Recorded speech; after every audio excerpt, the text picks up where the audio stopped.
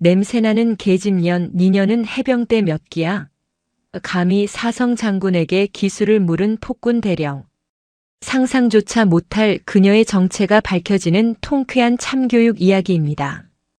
구독과 좋아요를 해주시면 더 좋은 사연으로 보답하겠습니다. 강화도의 늦가을은 뼛속까지 스며드는 습한 한기를 품고 있었다. 초지대교를 막 넘어선 낡은 시외버스 창밖으로 강철처럼 차가운 한강 하구의 물결이 흐릿하게 스쳐 지나갔다. 강 건너편은 어둠이 아니라 다른 세상의 땅이었다. 그 아슬아슬한 경계선을 지키는 땅. 김포와 강화를 잇는 이 거대한 섬은 그 자체로 거대한 요새였다. 버스 뒷자리에 몸을 만한 여인이 창밖을 응시하고 있었다. 평범한 회색 등산 재킷, 질끈 동여맨 머리, 화장기 하나 없는 얼굴. 그녀의 존재감은 짙은 안개처럼 희미해서 버스 안의 그 누구도 그녀가 누구인지 알아보지 못했다. 그 누구도 그녀의 어깨에 대한민국 해군과 해병대의 운명을 짊어진 보이지 않는 4개의 별이 박혀 있음을 알지 못했다. 그녀의 이름은 강유진. 해병대 수색대 출신 최초의 여성대장. 그리고 해병대의 어머니 격인 해군을 지휘하는 창군 이래 최초의 여성 해군 참모총장이었다. 그녀는 바다와 육지를 모두 지배하는 살아있는 전설이었다. 그녀의 별명은 심해.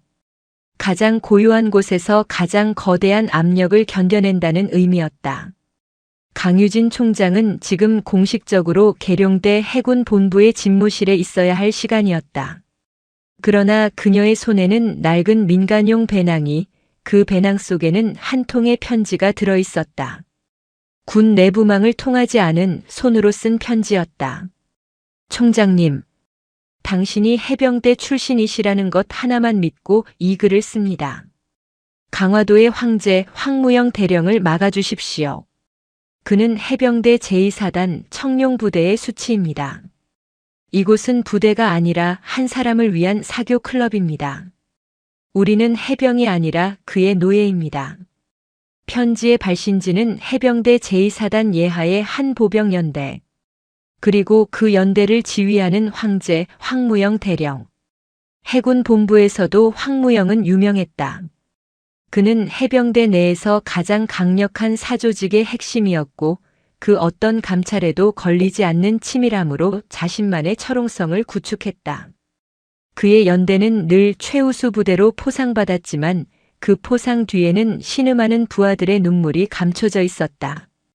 강유진은 그 성벽의 실체를 직접 확인하기로 했다. 4개의 별을 앞세운 요란한 순씨가 아니라 해병대 수색대원 강유진으로 돌아가 가장 낮은 곳의 냄새를 직접 맡기로 했다. 버스가 강화 터미널에 섰다. 그녀는 배낭을 고쳐 메고 부대 인근의 작은 읍내로 향했다. 해병대원들이 휴가나 외출 시 자주 찾는 허름한 고깃집들이 늘어선 골목이었다. 저녁 시간이 되자 3355 붉은 명차를 단 해병들이 식당으로 빨려 들어갔다. 강유진은 그중 가장 구석지고 낡은 식당으로 들어섰다. 어유 아가씨는 이런데 어쩐 일로? 자리 없는데. 주인 할머니가 그녀의 등산복 차림을 보고 의아해했다. 혼자입니다. 저기 구석이라도 괜찮습니다. 그녀는 연탄불이 타들어가는 구석 자리에 앉아 묵묵히 김치찌개를 시켰다. 식당 안은 해병들의 고기 굽는 소리와 술잔 부딪히는 소리로 소란했다. 하지만 그 소란함 속에는 기묘한 긴장감이 배어 있었다. 야, 마셔. 내일이면 또 죽음의 행군 시작이다. 진짜 미친 거 아닙니까? 어떻게 사람을 그렇게 대합니까? 황무영 그자는 진짜 조용히 해. 누가 들어 이 새끼야. 한 상병이 후임의 입을 틀어막았다. 들으면 뭐? 어쩔 건데. 이 강화도에서 황 대령님이 법이고 하늘인데. 나는 진짜 무섭다. 그 사람 눈빛이. 어제는 이 소위님 그 사람 많은 데서 뺨까지 맞았어. 백소위님 말하는 거냐? 그분 진짜 좋은 분인데. 좋은 사람이니까 맞는 거야.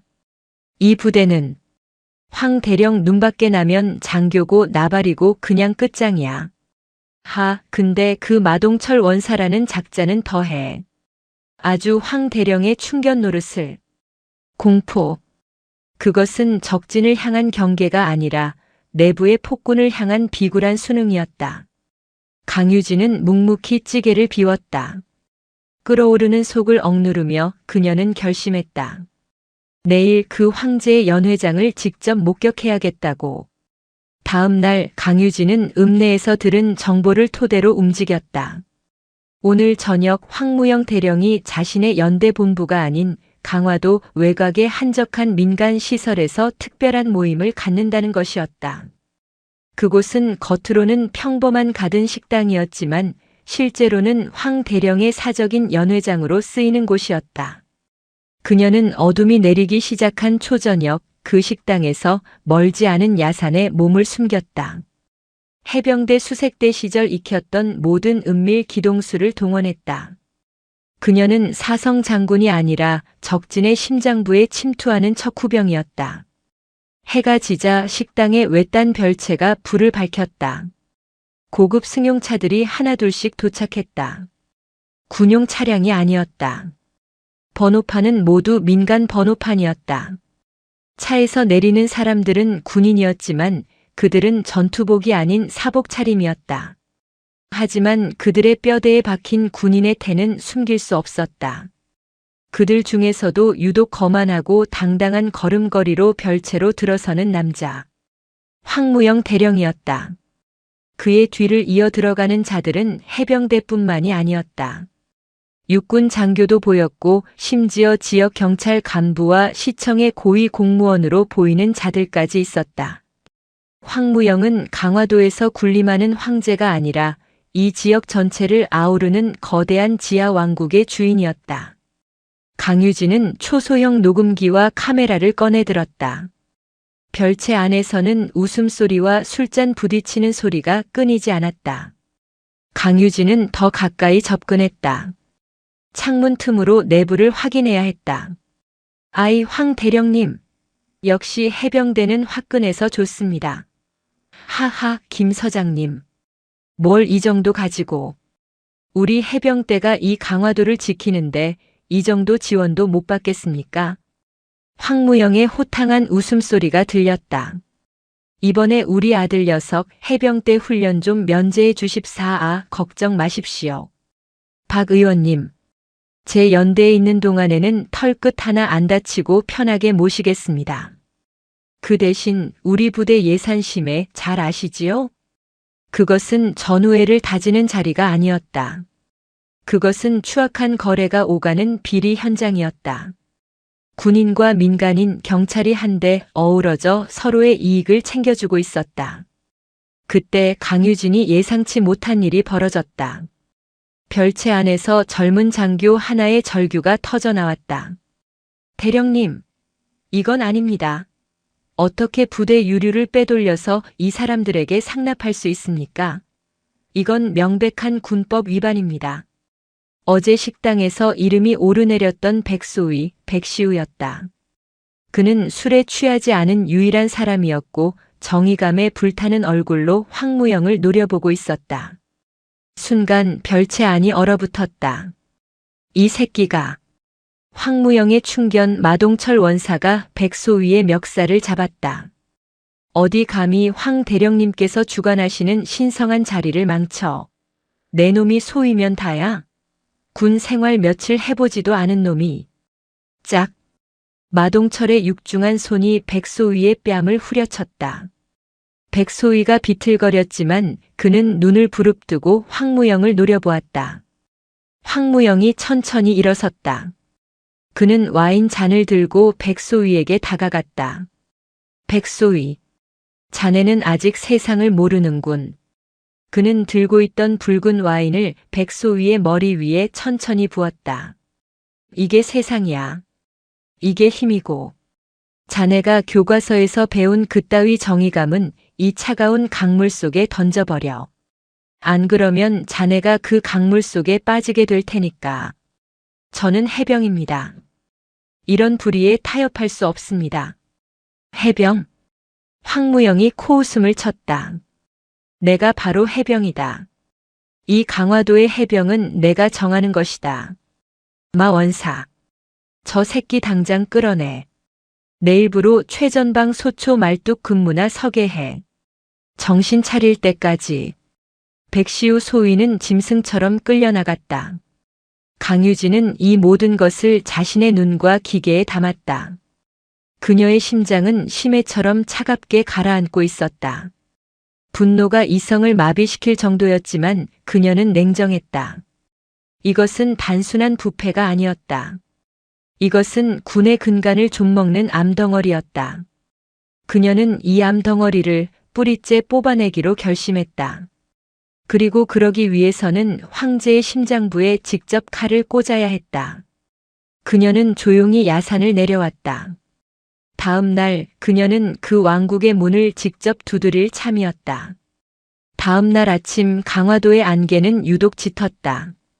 강유진은 일부러 허름한 차림을 유지한 채 황무영 대령의 연대 본부 정문으로 향했다. 그녀는 전날 밤 비리에 연루된 민간업체의 직원인 척 꾸밀 계획이었다. 정문 위병소에 다가서자 붉은 명찰을 단 초병들이 날카롭게 소리쳤다. 정지, 정지. 민간인 접근 금지 구역입니다. 저 실례합니다. 어제 황무영 대령님과 만나기로 약속한 사람입니다. 식자재 납품건 때문에. 강유진은 일부러 어수룩하고 긴장한 목소리로 연기했다. 초병들은 당황했다. 황무영 대령의 이름이 나오자 그들은 함부로 대하지 못하고 상급자에게 연락을 취했다. 잠시 대기하십시오. 신원 확인하겠습니다. 몇 분 뒤 위병소에서 어젯밤 백시우 소위의 멱살을 잡았던 마동철 원사가 퉁명스러운 얼굴로 걸어 나왔다. 그는 강유진의 머리부터 발끝까지를 짐승 고기 감정하듯 훑어보았다. 당신이야? 식자재? 웬 여자가? 네. 제가 사장님 심부름으로 서류를 전해드리러 황 대령님을 꼭 뵈어야 한다고. 마동철은 그녀의 행색을 보더니 노골적으로 비웃었다. 대령님은 지금 바쁘셔. 그리고 대령님이 당신 같은 여편네를 왜 만나? 서류는 나한테 주고 꺼져. 아닙니다. 꼭 직접 뵙고 드릴 말씀이 있다고. 강유진이 일부러 한 걸음 다가서며 그의 속을 긁었다. 그녀는 황무영을 직접 만나야 했다. 그때였다. 연대 본부에서 황무영 대령이 막 훈련을 지휘하려는지 완전 군장을 한 병사들을 연병장에 집결시킨 채 호통을 치고 있었다. 그는 위병소 쪽에 소란을 발견하고는 애쓰 성큼성큼 걸어왔다. 무슨 일이야? 마 원사. 근무 시간에 웬 잡상인이야? 마동철이 즉각 달려가 경례를 붙였다. 아, 대령님. 어떤 여자가 식자재 건으로 대령님을 뵙겠다고 난리입니다. 황무영이 강유진을 보았다. 그의 눈에는 전날 밤 연회장에서의 교활함은 온데간데 없고 오직 자신의 왕국을 침범한 불청객에 대한 경멸만이 가득했다. 뭐야? 그가 턱짓을 했다. 웬 여자년이 아침부터 재수없게. 강유진의 눈빛이 순간 차가워졌지만 그녀는 표정을 바꾸지 않았다. 황무영 대령님 되십니까? 드릴 말씀이 있습니다. 드릴 말씀? 하. 황무영은 마치 세상에서 가장 재미있는 농담을 들은 듯 웃음을 터뜨렸다.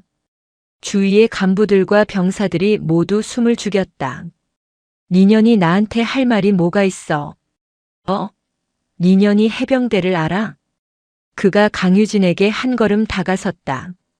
그의 입에서 역한 술 냄새가 풍겼다. 우리가 이 뻘밭에서 구르고 저 강 건너 놈들이랑 총불이 맞대고 있을 때 너 같은 년들은 집구석에서 화장이나 쳐바르고 있었겠지. 그는 강유진의 어깨를 손가락으로 툭 밀쳤다. 너 해병대 몇 기야? 기수 한번 따져볼까? 냄새나는 년. 명백한 폭언. 그리고 모욕이었다. 황무영은 강유진의 침묵을 굴복으로 받아들였다. 그는 더욱 기고만장해졌다. 그는 주위의 병사들을 향해 소리쳤다. 봐라. 해병대는 이런 곳이다. 너희들이 지켜야 할 저런 년들은 군대가 얼마나 무서운 곳인지 알지도 못해. 그는 다시 강유진을 바라보았다. 그의 시선이 노골적으로 그녀의 가슴과 다리를 훑었다. 얼굴 보아하니 몸으로 때우러 온 모양인데. 서류가 아니라 그걸로 결제받으러 왔어? 얼마면 되냐? 오늘 밤 내 수청이라도 들면 내년 사장한테 잘 말해줄 수 있는데. 극악무도한 성희롱이었다. 위병소의 초병들은 고개를 돌렸고 마동철 원사는 음흉한 미소를 지었다. 강유진은 천천히 고개를 들었다. 그녀의 눈은 더 이상 안개 낀 강화의 바다가 아니었다. 모든 것을 얼려버리는 심해의 눈빛이었다. 지금 하신 말씀. 그녀가 나지막이 그러나 얼음처럼 차가운 목소리로 말했다. 전부 녹음되었습니다. 황무영 대령. 뭐라고? 황무영의 얼굴이 순간 굳었다. 민간인에 대한 폭언, 협박. 그리고 현역 군인의 품위를 손상하는 명백한 성희롱. 그리고 강유진은 자신의 낡은 배낭을 천천히 내려놓았다. 어젯밤 강화도 모처의 가든에서 당신이 저지른 군사기밀 유출 및 횡령, 뇌물수수 혐의까지 포함해서 말입니다. 이 미친년이. 내가 뭔데? 황무영이 당황하여 소리쳤다. 그는 마동철에게 눈짓했다. 당장 전현 잡아. 간첩이다. 북에서 보낸 간첩이야. 당장 포박해. 마동철과 위병소 병사들이 총을 겨누며 그녀에게 달려들었다. 움직이지 마. 손들어. 강유진은 저항하지 않았다. 그녀는 두 손을 들지 않았다. 대신 등산 재킷 안주머니에서 작은 지갑 하나를 꺼내들었다. 내 놈이 여자년이라 부르고 냄새나는 년이라 모욕한 내가 누군지 똑똑히 보여주겠다. 그녀는 지갑에서 금빛 실로 4개의 별이 수놓아진 대한민국 군인의 최고 정점임을 증명하는 자신의 신분증을 꺼내들었다. 나는. 그녀의 목소리가 연병장 전체를 울렸다. 내 놈이 그토록 자랑스러워하는 해병대의 어머니, 대한민국 해군 참모총장, 대장 강유진이다. 강화도의 짙은 안개가 그 순간 날카로운 칼바람과 함께 걷히기 시작했다. 강화도에 서리가 내렸다.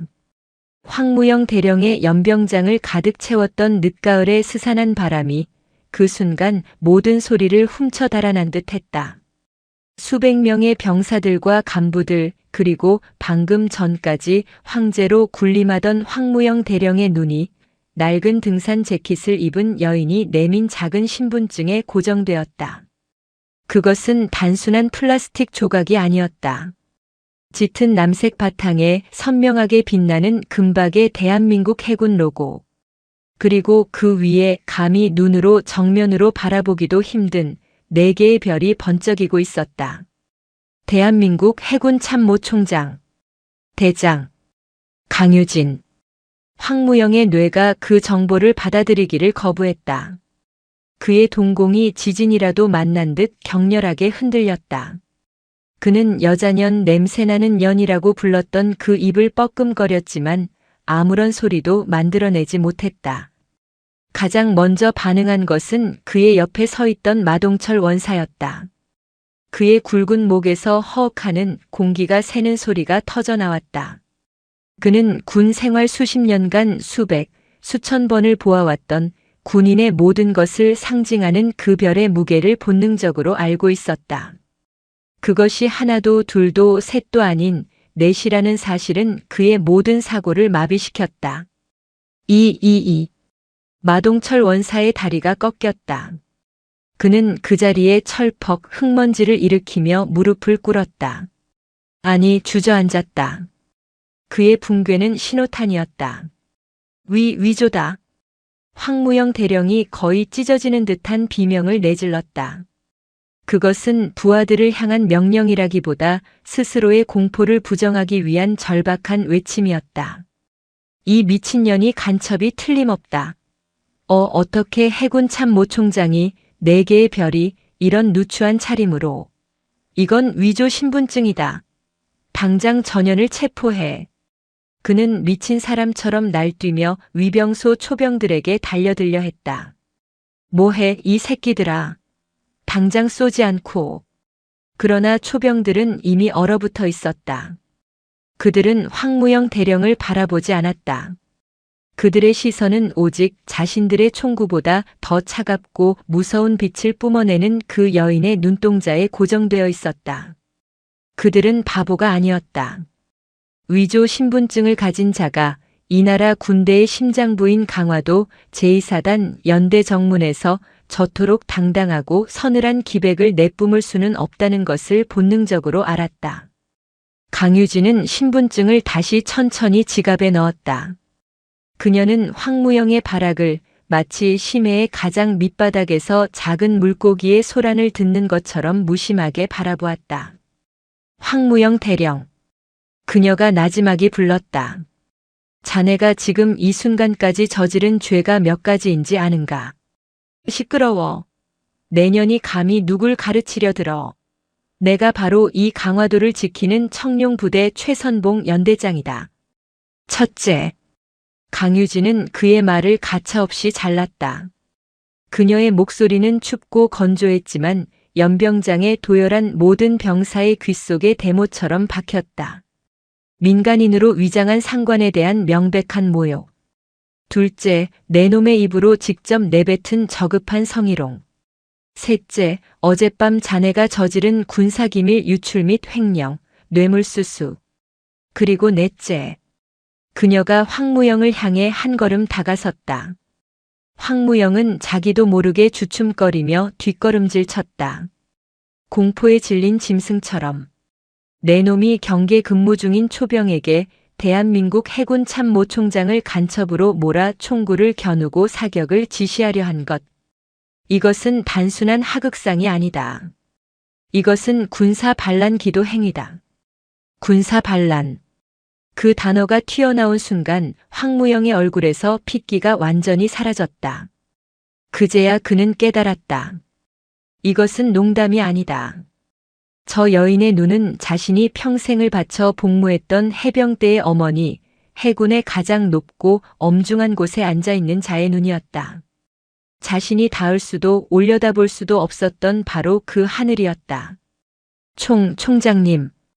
그의 뒤에 서 있던 부관 하나가 다리가 풀려 그대로 흙바닥에 주저앉았다. 초병. 강유진이 이번에는 얼어붙은 초병을 보았다. 이병. 강철주. 초병이 반사적으로 관등 성명을 댔다. 목소리는 공포로 갈라져 있었다. 이병 강철주. 지금 즉시 위병소 직통전화로 제2사단 지휘통제실을 연결해. 그리고 받고. 내가 받을 테니. 예. 알겠습니다. 강 이병은 총을 어깨에 둘러매기도 전에 위병소로 뛰어들어갔다. 황무영은 그를 막을 생각조차 하지 못했다. 총장님. 그게 아닙니다. 이것은 오해입니다. 저는 단지 이 부대의 경계가 워낙 철통 같다는 것을 보여드리려. 황무영의 변명이 구차하게 이어졌다. 그러나 강유진은 그에게 눈길조차 주지 않았다. 그녀는 위병소로 걸어 들어가 수화기를 건네받았다. 나다. 그녀의 한마디에 전화기 너머가 얼어붙는 것이 수화기를 뚫고 느껴졌다. 해군 참모총장이다. 지금 제2사단 예하 황무영 대령이 주둔한 연대 정문 위병소에 나와 있다. 사단장. 그녀는 전화기 너머에서 들려오는 비명 같은 대답을 듣지도 않고 말을 이었다. 지금 당장 계급장 다 떼고 뛰어와. 10분 준다. 그녀는 수화기를 내려놓았다. 그 육중한 군용 전화기가 부서질 듯한 소리를 내며 제자리에 박혔다. 위병소 밖으로 나오자 황무영 대령이 무릎을 꿇고 있었다. 그는 두 손을 싹싹 비비고 있었다. 아까까지만 해도 여자년이니 냄새나는 연인이 떠들던 그 입으로 이제는 살려달라는 애원만이 흘러나왔다. 총장님, 제가 죽을 죄를 지었습니다. 저는 정말 총장님이신 줄 몰랐습니다. 이 등산복 차림에 어찌 제가 제발 용서해 주십시오. 일어서라. 강유진이 말했다. 총장인 줄 알았으면 깍듯하게 대하고 민간인인 줄 알았으면 그렇게 짓밟아도 되는 건가? 아닙니다. 절대 아닙니다. 저는 그냥 이놈들의 군기를 잡기 위해서 내 놈의 그 더러운 군기 타령이 해병대의 명예를 전부 똥칠하고 있다. 강유진은 그를 지나쳤다. 그녀의 시선은 연병장에 도열해 있던 수백 명의 해병대원들에게로 향했다. 그들은 모두 이 기이하고도 무시무시한 광경을 감히 숨도 쉬지 못하고 지켜보고 있었다. 공포의 대상이었던 황제가 낯선 등산객 여인 앞에서 짐승처럼 무릎 꿇고 비는 모습을 그녀는 연병장 한가운데로 걸어갔다. 그때 저 멀리서 흙먼지를 일으키며 사단장의 지휘 차량과 헌병대 차량들이 미친 듯이 달려오고 있었다. 왕좌의 파열은 이미 시작되었다. 10분 만에 도착하라는 명령은 강화도 끝에서 연대 본부까지 물리적으로 불가능한 시간이었다. 그러나 제2사단장 이태한 소장은 그 불가능에 가까운 일을 해냈다.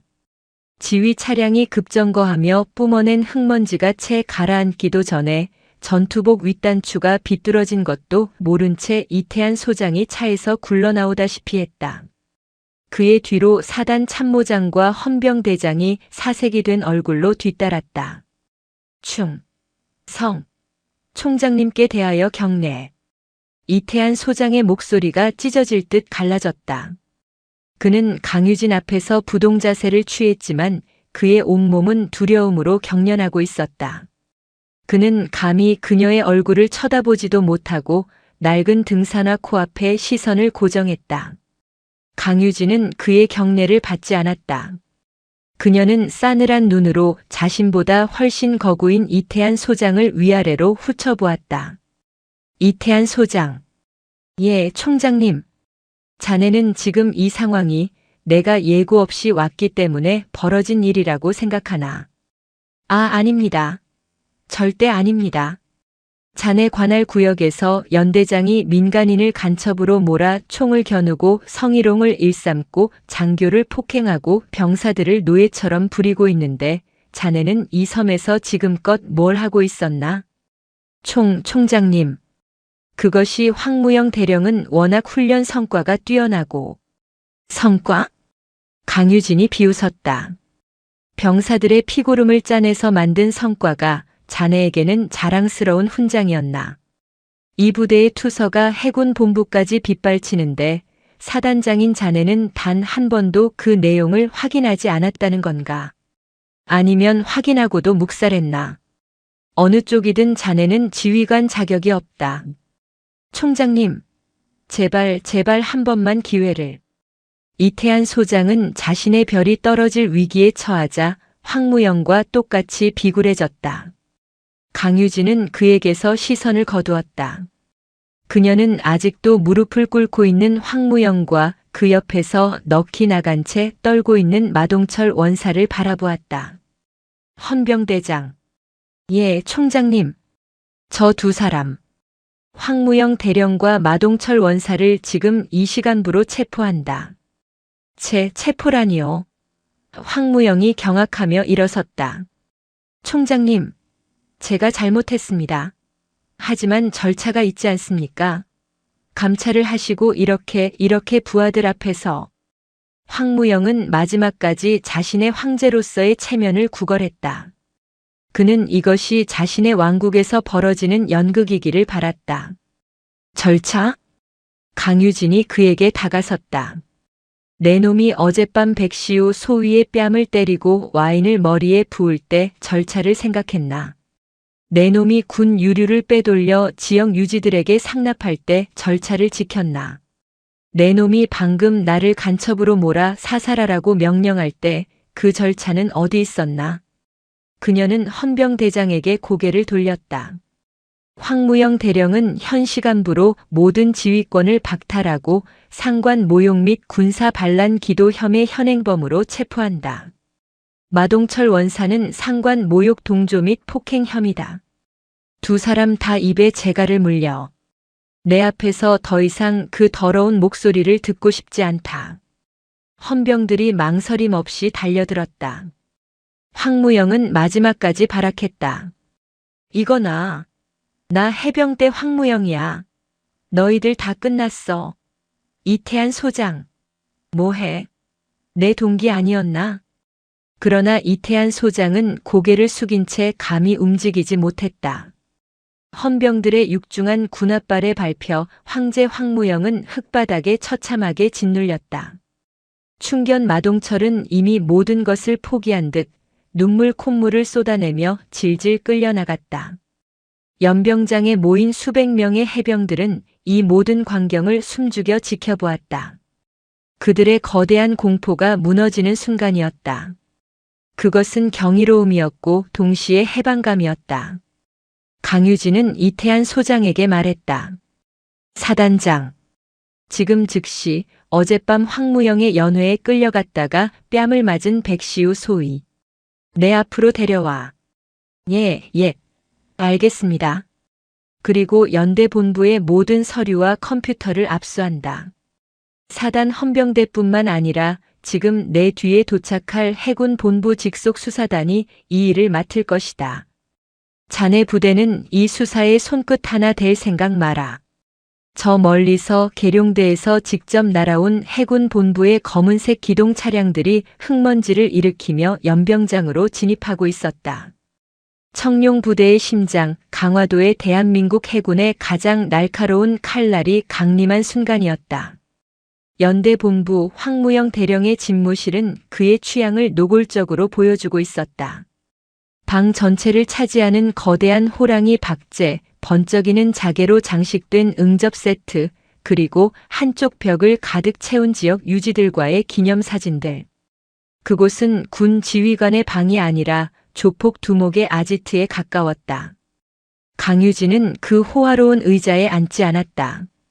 그녀는 창가에 서서 흙탕물이 된 연병장을 내려다보았다. 그녀의 등산 재킷은 여전히 흙먼지가 묻어 있었다. 문이 열리고 이태한 소장이 한 젊은 장교를 데리고 들어왔다. 총장님, 백시우 소위 데려왔습니다. 백시우 소위는 엉망이었다. 그의 전투복은 구겨져 있었고 입술은 터져 있었으며 뺨에는 선명한 손자국이 남아 있었다. 그는 방 안에 들어서자마자 자신을 이렇게 만든 황무영 대령이 아니라 낯선 등산복 차림의 여인이 창가에 서 있는 것을 보고 당황했다. 충성. 소위 백시오. 사령관님, 아니 총장님 호출받고 왔습니다. 그는 이태한 소장에게 경례를 붙여야 할지 강유진에게 경례를 붙여야 할지 몰라 허둥댔다. 강유진이 그를 돌아보았다. 그녀는 백시우의 엉망인 몰골이 아니라 그의 눈을 보았다. 굴욕감과 분노 그리고 공포 속에서도 꺼지지 않은 강직한 빛을. 자네가 백시우 소위인가? 예, 그렇습니다. 어젯밤 무슨 일이 있었는지 말해보라. 내가 들은 것 말고 자네 입으로 직접. 백시우는 잠시 망설였다. 그는 이태한 소장을 힐끗 쳐다보았다. 이태한 소장은 감히 고개를 들지 못하고 있었다. 저는. 백시우는 결심한 듯 입을 열었다. 그는 어젯밤 연회에서 황무영과 지역 유지들이 어떤 거래를 했는지, 부대 유류와 부식이 어떻게 그들의 술값으로 지불되었는지, 그리고 자신이 그것에 항의하다가 어떤 폭행과 모욕을 당했는지 떨리는 목소리로 그러나 분명하게 보고했다. 저는 해병으로서 부끄러웠습니다. 저들이 훔친 것은 단순한 기름과 쌀이 아니라 제 부하들의 땀과 해병대의 명예라고 생각했습니다. 보고를 마친 백시우는 모든 것을 각오한 듯 눈을 감았다. 강유진은 말없이 그를 바라보았다. 그리고는 이태한 소장을 향해 말했다. 사단장. 예, 총장님. 방금 자네 부하의 보고를 들었나? 들었습니다. 자네는 저런 장교를 두고 썩어빠진 황무영 같은 자를 감싸고 돌았다. 자네의 무능과 직무유기가 저 용감한 장교를 벼랑 끝으로 몰아넣고 이 연대 전체를 썩게 만들었다. 총장님, 죄송합니다. 사과를 나에게 하지 마라. 강유진은 백시우 소위에게 다가갔다. 백소위, 지금 이 시간부로 황무영 연대장은 파면되었다. 이 연대의 지휘 체계는 완전히 무너졌다. 이 부대를 이대로 둘 수는 없다. 그녀는 이태한 소장과 백시우 소위를 번갈아 보며 상상조차 할 수 없는 명령을 내렸다. 지금 이 시간부로 백시우 소위를 이 연대의 연대장 직무대리로 임명한다. 총장님. 이태한 소장이 경악하며 소리쳤다. 소위에게 연대장 직무대리라니요. 군 창설 이래 이런 일은 없었습니다. 지휘 체계가 군법. 강유진의 목소리에 심해의 압력이 실렸다. 대령이 부대를 사유화하고 소장이 그것을 묵인하는 것이 군법인가? 지금 이 연대에 필요한 것은 짬밥과 기수가 아니다. 저 썩은 땅을 갈아엎고 새 씨앗을 심을 용기와 정의감이다. 그녀는 백시우의 어깨를 잡았다. 백소위, 이것은 승진이 아니다. 징벌에 가까운 임무다. 자네는 오늘부터 이 부대의 모든 썩은 것을 도려내고 병사들의 무너진 자존심을 다시 세워야 한다. 자네의 모든 선배가 자네를 죽이려 들 것이고 자네의 모든 동료가 자네를 질투할 것이다. 할 수 있겠나? 백시우 소위는 자신의 귀를 의심했다. 그러나 그의 눈앞에 있는 것은 대한민국 해군과 해병대의 최고 지휘관이었다. 그의 눈에 다시 불꽃이 타올랐다. 해병은 명예를 먹고 삽니다. 총장님께서 제게 명예를 되찾을 기회를 주신다면 제 모든 것을 바쳐 완수하겠습니다. 좋다. 강유진은 이태한 소장을 돌아보았다. 사단장, 자네의 임무는 백소위가 임무를 완수할 수 있도록 모든 지원을 다하는 것이다. 만약 백소위의 머리카락 하나라도 부당하게 다치는 날엔 자네의 저 별 2개는 내가 직접 걷어가겠다. 알겠나? 명심하겠습니다. 이태한 소장은 갓 임관한 소위가 자신의 최선봉 연대를 지휘하게 되는 이 초유의 사태를 자신의 군 경력 전부를 걸고 받아들여야만 했다. 강유진은 황무영의 집무실을 나섰다. 밖은 여전히 소란했지만 연병장에 모인 병사들의 눈빛은 달라져 있었다. 얼어붙었던 강화의 땅에 대한민국 해군의 4개짜리 별이 가장 강렬한 깃발이 되어 꽂힌 순간이었다.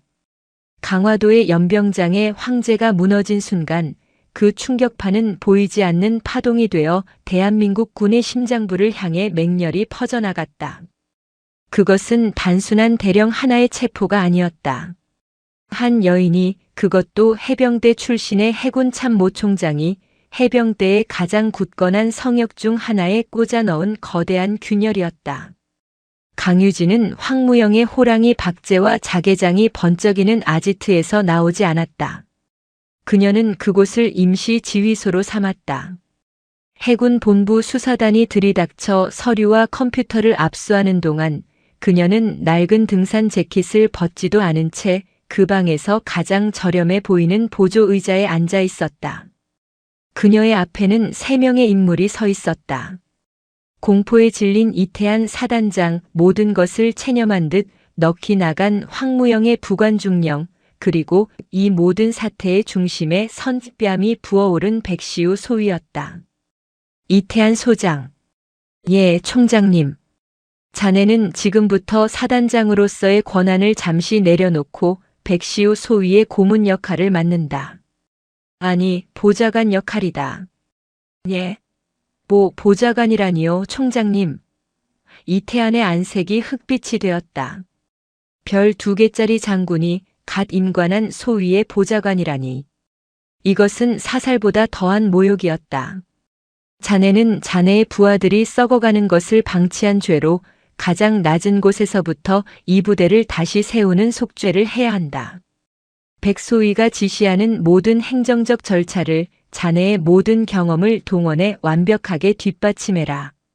이것은 부탁이 아니라 내 첫 번째 총장 명령이다. 강유진은 이태안의 절망을 무시하고 부관을 돌아보았다. 그리고 자네 부연대장. 자네는 황무영의 비리를 몰랐나? 알고 있었습니다. 하지만 저항할 수 없었습니다. 그것이 자네가 살 길이었겠지. 좋다. 자네에게도 속죄할 기회를 주겠다. 지금 당장 이 연대의 모든 장교와 부사관을 연병장에 집결시켜. 무장도 계급장도 필요 없다. 그냥 사람으로만 모이게 해. 예, 알겠습니다. 부연대장이 도망치듯 방을 나갔다. 이제 방 안에는 강유진과 백시우 단둘이 남았다. 이태안 소장은 감히 그들의 대화에 끼어들지 못하고 문 밖에서 죄인처럼 서 있었다. 백시우는 여전히 자신이 연대장 직무대리라는 사실을 실감하지 못하고 있었다. 총장님, 저는 할 수 없습니다. 저는 이제 갓 임관한 소위입니다. 저기 밖에는 제 스승뻘 되는 중대장들과 제 아버지뻘 되는 행보관들이 있습니다. 그들이 제 명을 듣지 않겠지. 강유진이 그의 말을 잘랐다. 그들은 자네를 무시할 것이고 비웃을 것이며 틈만 나면 자네를 끌어내리려 할 것이다. 황무영보다 더 교활한 방법으로 자네를 고립시킬 것이다. 그럼에도 저를 임명하신 이유가 무엇입니까? 강유진은 창가로 다가가 연병장에 하나둘 모이기 시작하는 간부들을 내려다보았다. 나는 그들에게 기회를 주려는 것이 아니다, 백소희. 나는 그들에게 공포를 주려는 것이다. 공포 말씀이십니까? 그렇다. 그들은 지금까지 황무영이라는 폭군을 두려워했다. 하지만 그 공포는 내 편이 되면 안전하다는 달콤한 유혹과 함께였다. 하지만 나는 다르다. 나는 심하다. 내 앞에서는 그 어떤 타협도 거래도 안락함도 없다. 오직 정의와 불의만 있을 뿐이다. 그녀가 백시우를 돌아보았다. 자네는 나의 칼이다. 얼어붙은 땅에 꽂힌 나의 깃발이다. 자네가 흔들리면 이 부대는 다시 썩어 들어갈 것이다. 자네를 무시하는 자가 있나? 좋다. 그의 이름을 적어라. 자네를 방해하는 자가 있나? 그의 계급을 적어라. 내가 그들을 이 강화도 뻘밭에 묻어버릴 테니. 백시우는 그녀의 눈을 보았다. 그곳에는 분노나 증오가 아닌 그보다 더 깊고 무서운 바닥이 보이지 않는 결의가 있었다. 저는 백시우가 마른 침을 삼켰다. 저는 칼이 되겠습니다. 총장님의 깃발이 되겠습니다. 저들을 베는 것이 아니라 저들을 다시 해병으로 만들겠습니다. 좋다. 강유진은 그제야 희미하게 미소 지었다. 나가서 자네의 첫 번째 명령을 내려라. 연병장에서. 그 시각 충청남도 계룡대. 대한민국 3군 본부가 모여있는 거대한 군의 심장부. 해군 본부 참모총장실은 그야말로 폭풍 전야였다. 강유진이 모든 통신을 끊고 강화도에서 전쟁을 벌이는 동안 그 파편은 이미 계룡대에 튀고 있었다. 총장님이 미치셨어. 제정신이 아니야. 육중한 집무실 문이 거칠게 열리고 해병대 사령관 조풍천 중장이 씩씩거리며 들어섰다. 그는 해병대의 실질적인 왕으로 불리는 인물이었고 강유진이 참모총장으로 임명되었을 때부터 노골적으로 그녀를 해군놈들에게 영혼을 판 배신자 취급하던 자였다. 황무영 대령은 바로 이 조풍천의 직계 라인이었다. 부관, 당장 총장님 위치 파악해. 어디서 감히 해군 참모총장이 해병대 사령관인 나를 무시하고 해병대 이사단에 직접 강제 수사를. 사령관님, 총장님께서는 지금. 시끄러워.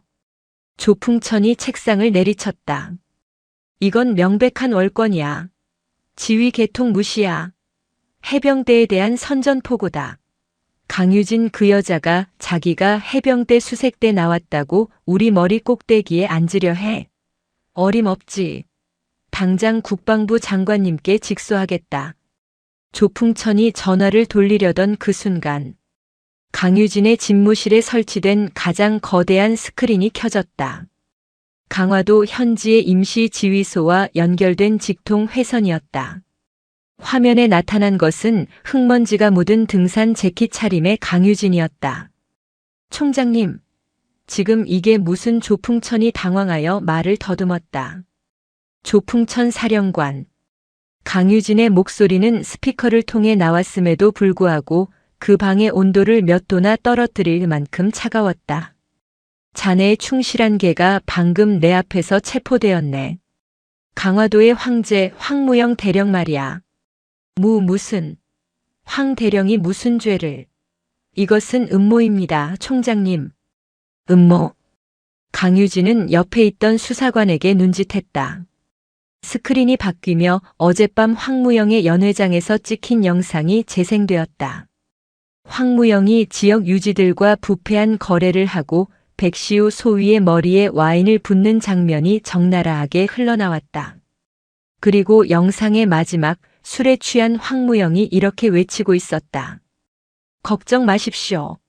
이 강화도는 내가 아니라 우리 조풍천 사령관님이 다스리시는 겁니다. 사령관님만 믿고 가면 우리는 영원합니다. 하하. 조풍천의 얼굴이 하얗게 질렸다. 이건 조작된 겁니다. 저놈이 술에 취해서. 조작인지 아닌지는 자네가 직접 해명해야 할 거야. 강유진이 다시 화면에 나타났다. 나는 지금 계룡대로 복귀한다. 내가 도착할 때까지 자네는 그 자리에 가만히 앉아 있길 바란다. 해병대 사령관. 화면이 꺼졌다. 조풍천 중장은 떨리는 손으로 전화기를 붙잡았다. 그는 깨달았다. 이것은 단순한 감찰이 아니라 강유진이 자신을 그리고 자신이 평생을 바쳐 구축한 해병대의 검은 심장부를 겨눈 선전포고임을. 경랑은 이제 용의 소굴인 계룡대를 향해 방향을 틀었다. 강유진이 강화도를 떠나 계룡대로 향하는 헬기 안에서 대한민국 군에 보이지 않는 전쟁은 이미 시작되고 있었다. 조풍천 중장은 그 짧은 시간 동안 자신이 가진 모든 수단을 동원해 반격을 준비했다. 그는 이대로 무너질 만큼 만만한 인물이 아니었다. 그는 해병대의 모든 인맥과 정치적 생명력을 동원해 강유진을 미친 여자로 몰아갈 준비를 하고 있었다. 강유진이 계룡대 해군 본부 그녀의 집무실에 도착했을 때 그녀를 기다린 것은 살얼음판 같은 긴장감이었다. 총장님. 그녀의 수석 부관이 긴급 브리핑을 시작했다. 총장님께서 강화도에 체류하시는 동안 조풍천 사령관이 국방부 장관과 청와대 안보실에 긴급 보고를 올렸습니다. 내용이 뭐지? 총장님께서 적법한 절차를 무시하고 최전방 부대 지휘관을 현장에서 불법 체포하여 지휘체계의 공백을 초래했으며 심지어 갓 임관한 소위를 연대장 직무대리로 임명하는 이적 행위에 가까운 월권으로 전방의 안보를 위협하고 있다는 내용입니다. 뻔한 수작이군. 그것만이 아닙니다, 총장님. 언론입니다. 부관이 태블릿을 켰다. 몇몇 보수 성향의 인터넷 신문과 군사 전문지에서 이미 속보가 터져나오고 있었다. 속보 해병대 출신 여성 참모총장 해병대 이사단에서 숙청 가맹지휘부 마비 단독갓 임관한 소위가 연대장. 강유진 총장의 위험한 도박 강화도 안보. 빨간불 칼럼 여성 리더십의 폭주인가 개혁인가 군 내부 충격. 조풍천은 강유진이 가장 민감하게 반응할 수밖에 없는 안보와 성별 카드를 동시에 꺼내들며 그녀를 정치적인 궁지로 몰아넣고 있었다. 장관에게서 연락은 10분 뒤 3군 참모총장 및 해병대 사령관 긴급 화상회의를 소집하셨습니다. 사실상 총장님을 압박하기 위한 자리로 보입니다. 강유진은 흙먼지 묻은 등산 재킷을 벗었다. 그리고 그 안에 입고 있던 검은색 셔츠 소매를 걷었다.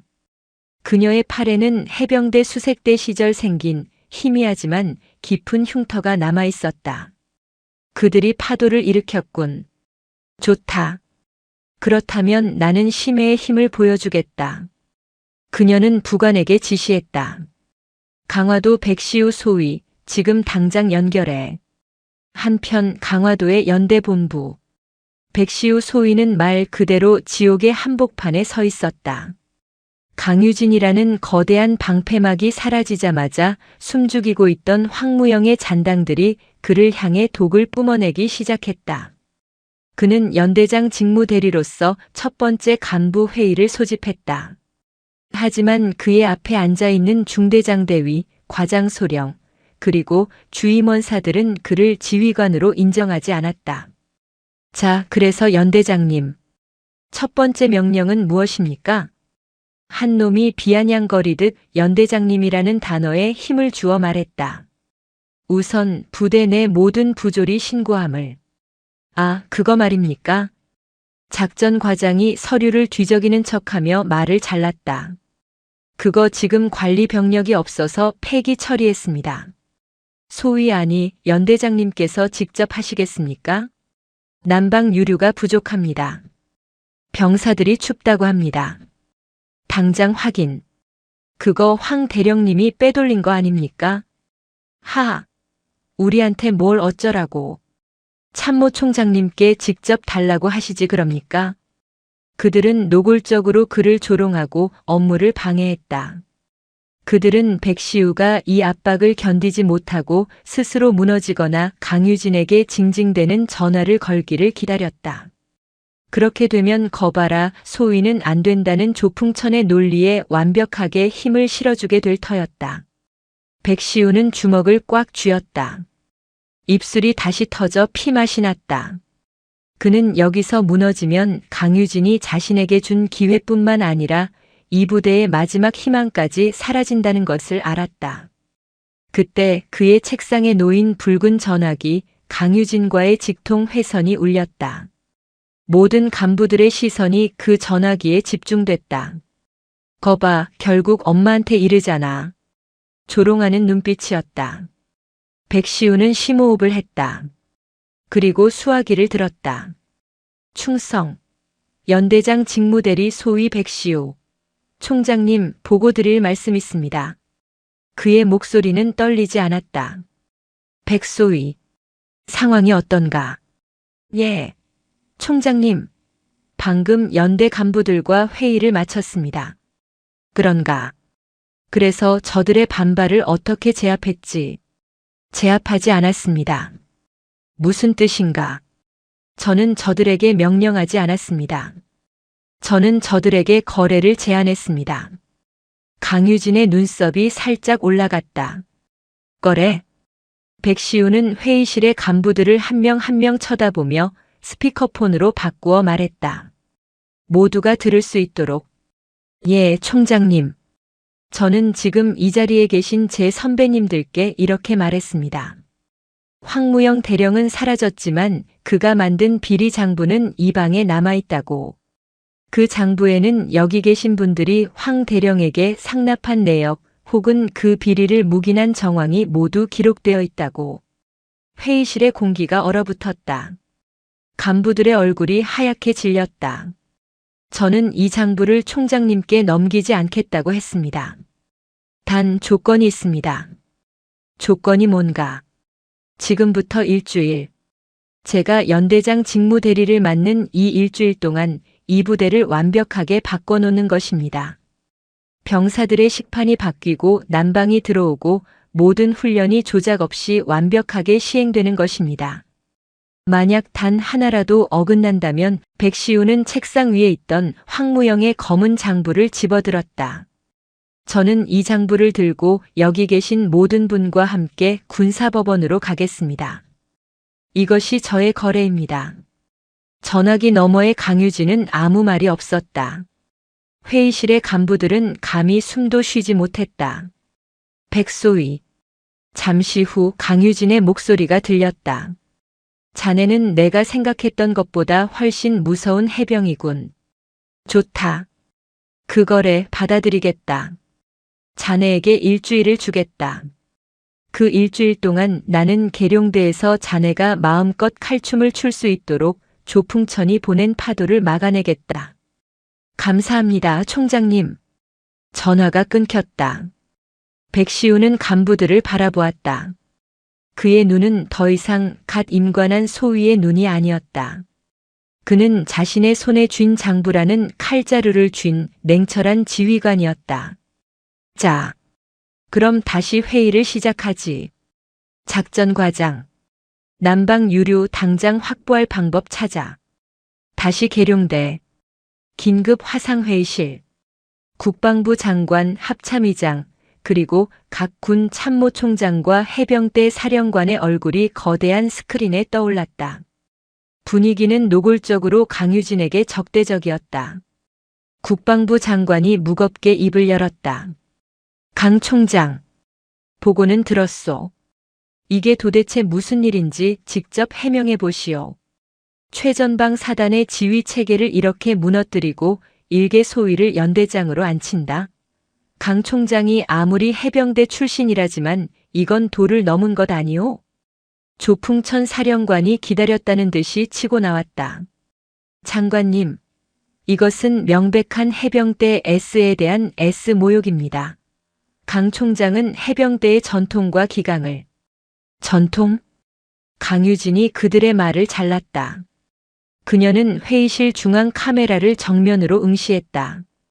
조풍천 사령관이 말하는 전통이 무엇인지 제가 직접 보여드리겠습니다.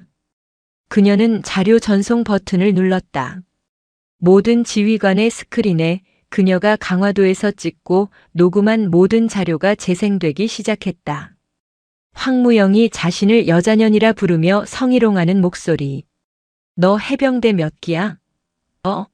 냄새나는 년. 오늘 밤 내 수청이라도 들면. 회의실이 얼어붙었다.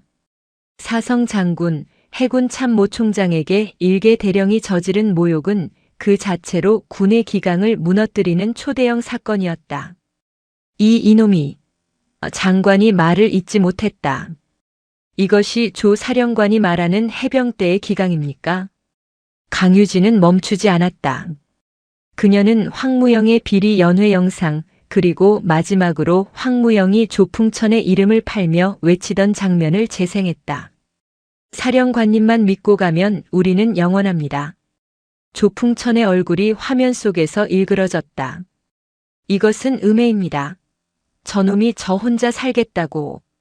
음해인지 아닌지 지금부터 밝혀보지요. 강유진이 마지막 카드를 꺼내들었다. 장관님, 그리고 이 자리에 계신 모든 분들. 저는 지금부터 제가 왜 백시우 소위를 임명했는지 그 묘수의 이유를 말씀드리겠습니다. 그녀는 스크린에 황무영의 사무실에서 발견된 진짜 검은 장부의 사본을 띄웠다. 이것은 황무영이 지난 수년간 조풍천 사령관을 비롯한 상급자들에게 상납한 내역입니다. 날짜, 금액, 전달 방식까지 정확하게 기록되어 있습니다. 조작이야. 저건 조작된 거야. 조풍천이 화면 속에서 고함을 질렀다. 조작이라고요? 좋습니다. 강유진은 부관에게 눈짓했다. 지금 즉시 해군 본부 수사단과 국방부 합동조사단은 계룡대 해병대 사령관실을 압수수색해 주시기 바랍니다. 뭐라고? 그리고 마침 강화도에서 소식이 왔군요. 강유진은 백시우 소위가 방금 보내온 실시간 보고 화면을 회의실 스크린에 띄웠다. 화면 속에는 백시우 소위의 거래에 굴복한 연대 간부들이 일사불란하게 망가진 난방시설을 고치고 병사들의 식단을 확인하며 조작되었던 훈련 일지를 바로잡는 모습이 생생하게 나오고 있었다. 병사들의 얼굴에는 황무영 시절에는 볼 수 없었던 활기가 돌고 있었다. 보시다시피 조 사령관님이 마비되었다고 걱정하시던 강화도 제2사단은 그 어느 때보다 완벽하게 임무를 수행하고 있습니다. 썩은 머리가 사라지니 건강한 손발이 제 기능을 찾기 시작한 겁니다. 강유진은 국방부 장관을 바라보았다. 장관님, 제가 저지른 것이 월권입니까? 아니면 개혁입니까? 제가 마비시킨 것이 안 보입니까? 아니면 부패한 사조직입니까? 판단해 주십시오. 회의실에는 무거운 침묵이 흘렀다. 조풍천의 얼굴은 이미 사색이 되어 있었다. 심해의 거대한 파동이 썩어버린 용의 소굴을 정면으로 덮친 순간이었다. 계룡대 긴급 화상회의실은 강유진이 던진 마지막 한 수로 인해 완벽하게 동결되었다. 국방부 장관의 얼굴은 분노인지 당혹감인지 모를 복잡한 감정으로 굳어 있었다. 스크린 속의 조풍천 중장은 마치 사형 선고를 기다리는 죄수처럼 모든 기백이 사라진 채였다. 강 총장. 국방부 장관이 입을 열었다. 상황은 잘 알겠소. 조 사령관에 대한 거는 합참의장과 내가 직접 처리하겠소. 지금 당장 합동조사단을. 아닙니다, 장관님. 강유진이 그의 말을 막았다. 합동조사단은 이미 움직였습니다. 뭐라고? 내 재가도 없이. 이것은 해군과 해병대 내부의 일입니다. 그리고 저는 해군 참모총장입니다. 강유진은 회의 종료 버튼을 누르지 않았다. 그녀는 모든 지휘관이 이 순간을 똑똑히 지켜보기를 원했다. 그녀는 옆에 대기하고 있던 해군 헌병단장에게 고개를 끄덕였다. 지금 이 시간부로 해병대 사령관 조풍천 중장을 직권 남용 및 특수 횡령 교사 혐의로 긴급 체포한다. 이 회의실 지금 당장. 총장님, 미쳤습니까? 여기가 어디라고? 스크린 속에서 고함을 지르던 조풍천의 목소리가 갑자기 끊겼다. 그의 집무실 문이 거칠게 열리고 해군 헌병들이 들이닥친 것이다. 뭐야? 너희들 뭐야? 이거나. 나는 해병대 사령관이야. 강유진 2년이 감히. 조풍천의 발악은 헌병의 육중한 손에 제압당하며 처참하게 끊어졌다. 스크린은 그가 수갑을 찬 채 끌려나가는 모습을 마지막으로 검게 변했다. 회의실에 모인 모든 장성들은 자신들의 눈앞에서 벌어진 이 강철의 심판을 믿을 수 없다는 듯 혹은 다음은 자신일지도 모른다는 공포에 질린 채 침묵했다. 강유진은 아무 일도 없었다는 듯 다음 안건으로 넘어갔다. 다음. 강화도 제2사단건입니다. 그녀는 이태한 소장의 얼굴을 화면에 띄웠다. 이태한은 이미 백시우 소위의 보좌관 역할을 수행하며 지난 몇 시간 동안 지옥을 경험한 얼굴이었다. 이태한 소장. 예, 총장님. 자네의 무능과 직무유기는 조풍천의 죄와 무게가 다르지 않다. 해병대의 명예를 실추시킨 죄에 마땅히 군복을 벗어야 하나. 강유진은 잠시 말을 끊었다. 자네에게도 마지막 기회를 주겠다. 백시우 소위가 이 연대를 정상화시키는 일주일 동안 자네는 사단장으로서가 아니라 한 명의 해병으로서 그를 보좌하라. 그 일주일 뒤 백소위가 자네의 공로를 인정한다면 그때 자네의 거취를 다시 생각해보겠다. 그것은 별 2개짜리 장군에게는 사형 선고보다 더한 굴욕이었지만 동시에 유일한 구원의 동아줄이었다. 명심하겠습니다, 총장님. 강유진은 계룡대의 피비린내 나는 숙청을 일단락지었다. 용의 목은 베어졌다. 하지만 그녀는 알고 있었다.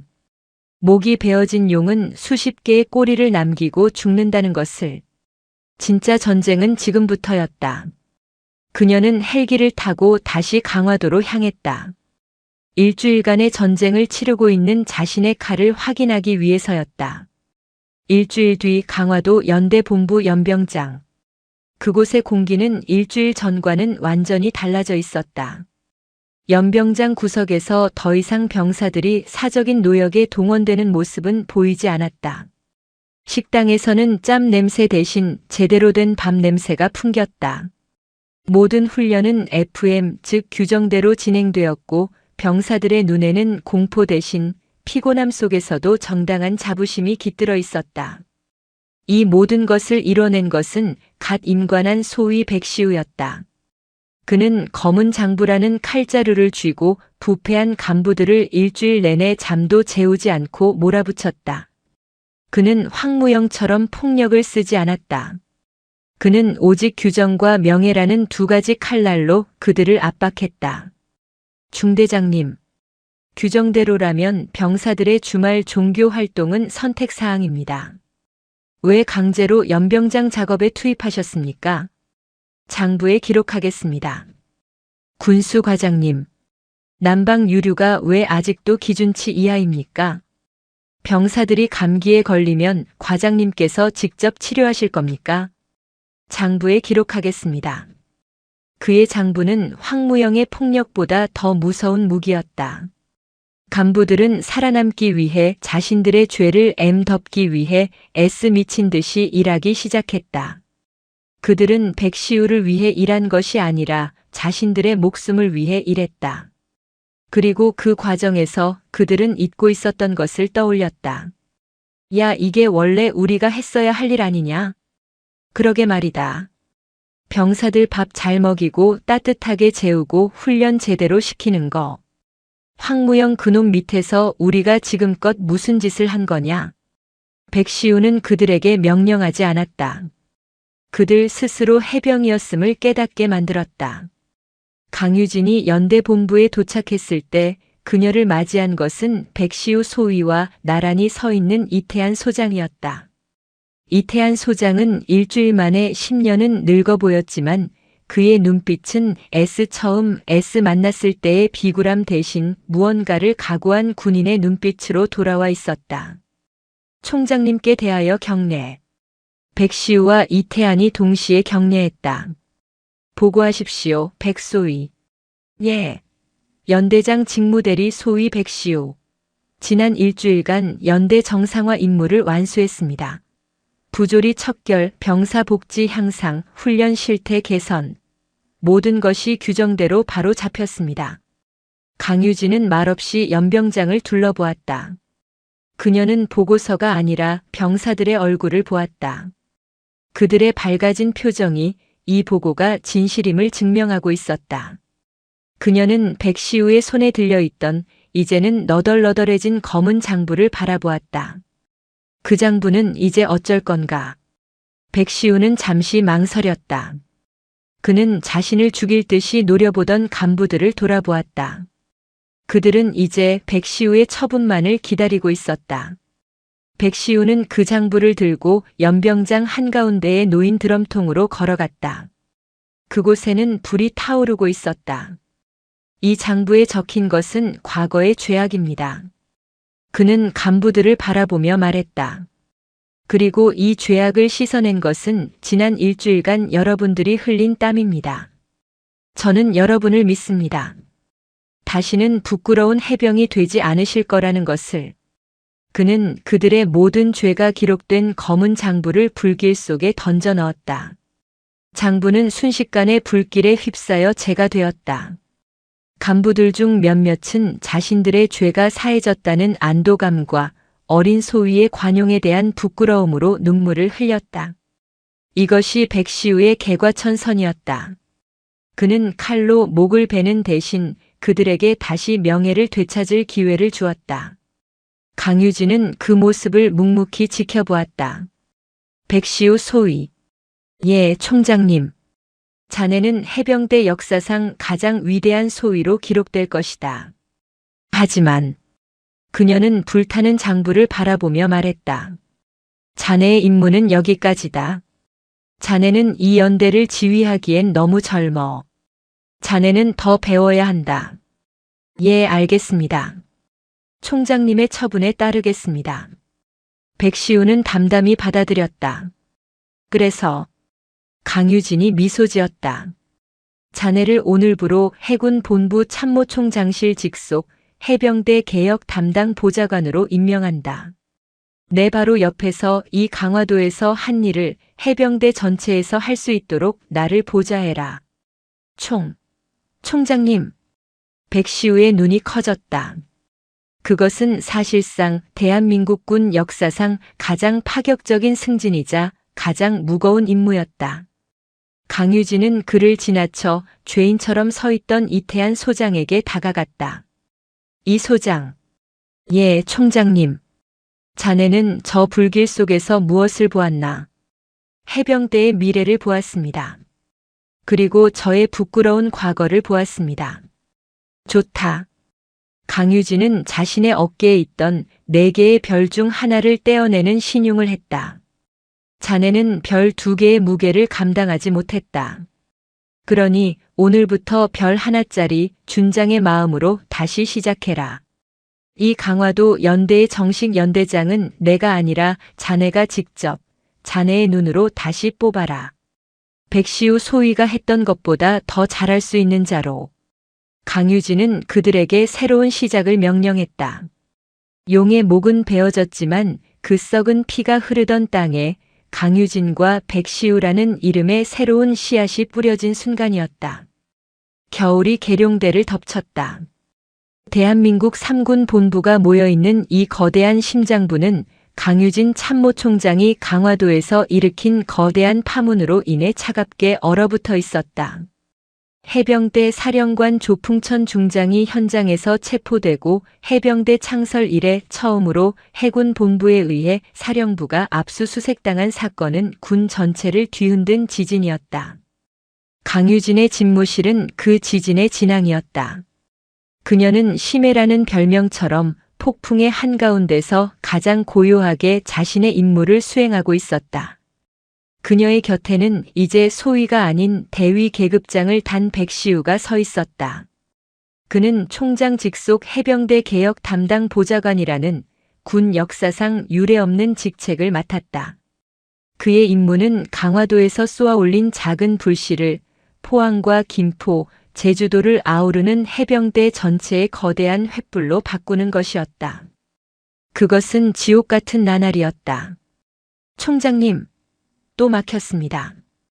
백시우 대위가 붉게 상기된 얼굴로 보고했다.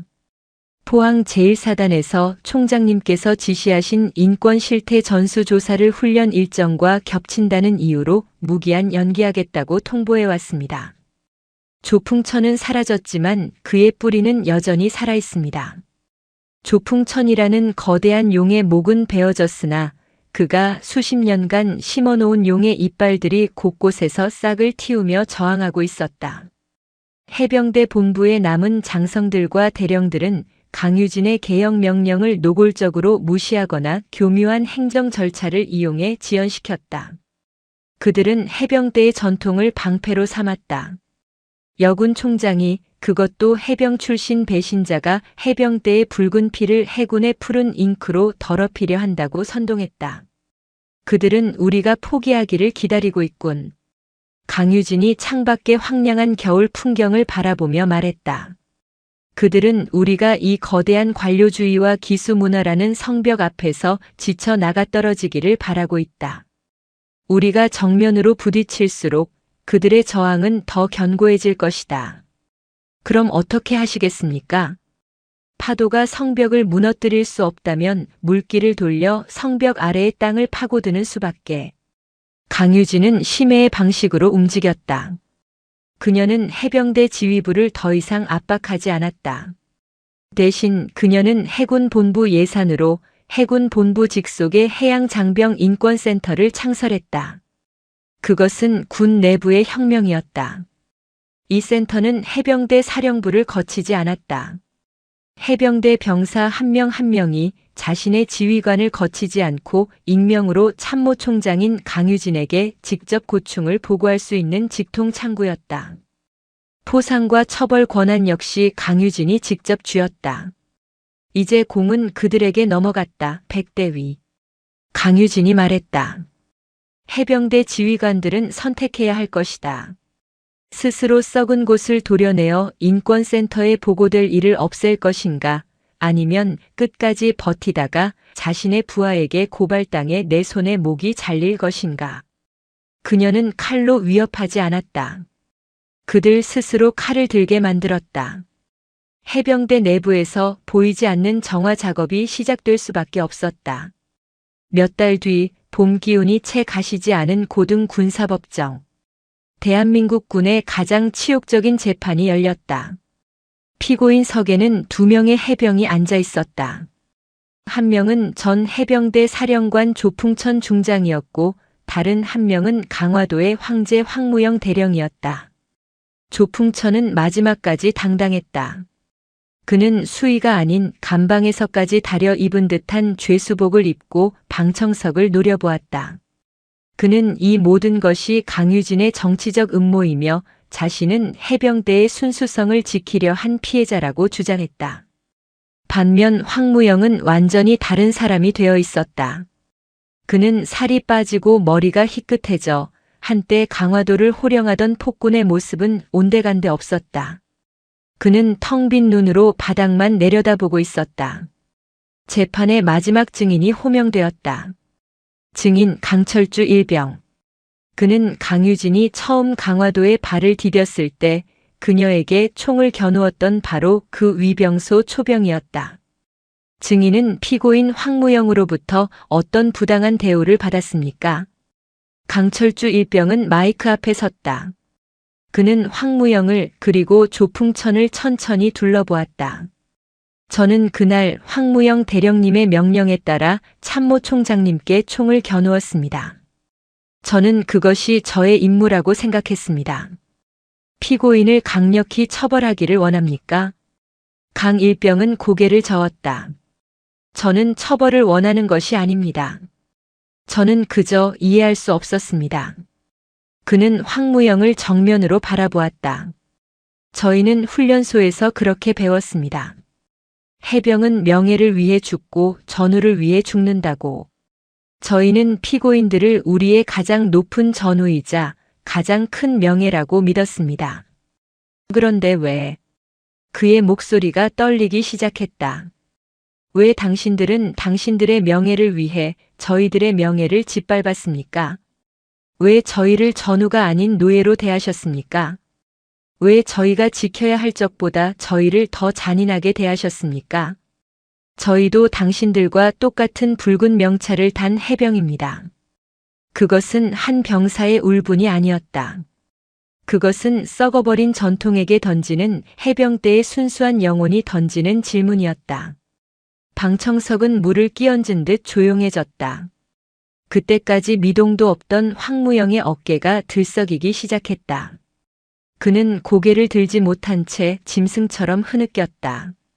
내가. 그가 입을 열었다. 내가 괴물이었다. 내가 해병이 아니었다. 그는 고개를 들어 강철주 일병을 바라보았다. 그의 얼굴은 눈물과 콧물로 범벅이 되어 있었다. 나는 두려웠다. 내가 약해 보일까봐. 내 부하들이, 내 동기들이, 그리고 저기 앉아있는 조풍천 사령관이 나를 얕볼까봐. 그래서 더 강한 척했다.